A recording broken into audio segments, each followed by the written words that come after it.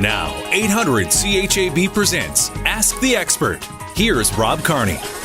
Greg Marcyniuk, Heritage Insurance on Ask the Expert today. And Greg, we're talking ice safety today. I know people on social media have been saying, how could these people be out on the ice fishing already? There are some cases and some spots out there at Buffalo Lake that are certainly thick enough to drive on and to walk on, but other spots not so much.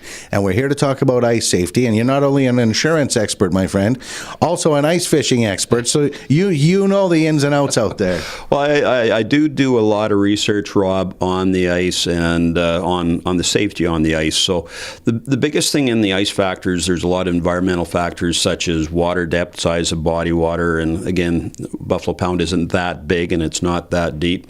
But the other thing is currents, moving water from underground springs. I know of about 4 areas where there's underground springs out at Buffalo Pound, and as well ice heaves. And this year I know of about 6 that I've seen so far across the lake.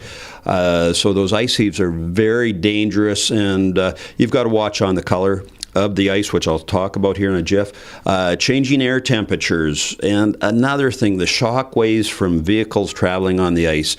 Once people get out on the ice and it's thicker, people tend to drive fast. There's always a wake in front of that, and where there's these heaves, that just keeps moving these heaves, and they are dangerous. Now, the biggest thing when you're driving on the ice, if you are driving on any vehicle, is looking at that ice color.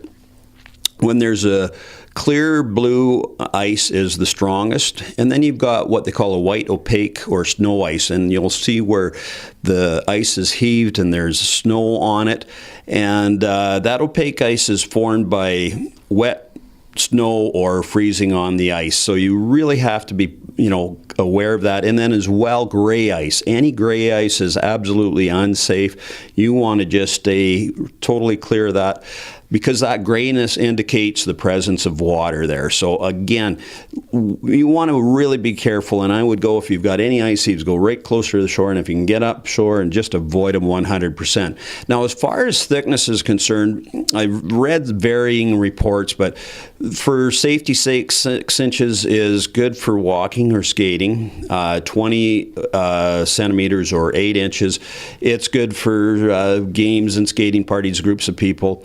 25 centimeters or 10 inches is good for snowmobiles or side-by-sides. 30 centimeters or 12 inches is good for light vehicles, and then if you get into heavier vehicles, you want to go up there thicker. So again, you want to go out and drill with an auger and take an ice or a measuring tape with you and check it. Now, if you are on the ice alone and you get into trouble, call for help as soon as you get in. Resist the immediate urge to climb back and out where you fall in. The ice is weak in that area. Use the air trapped in your clothing to get, into a flotation position on your stomach. And reach forward onto the broken ice without pushing down. Kick your legs to push your torso onto the ice, just kind of like a seal. And when you're back on the ice, crawl into your stomach or roll away from the open area with your arms and legs spread out as far as possible, so you evenly distribute your body and do not stand up. And again, just make your way to the shore. So these are ice tips that I really recommend people take some time.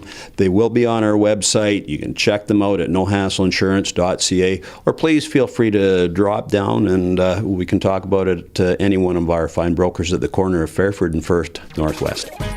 This has been Ask the Expert on 800 CHAB.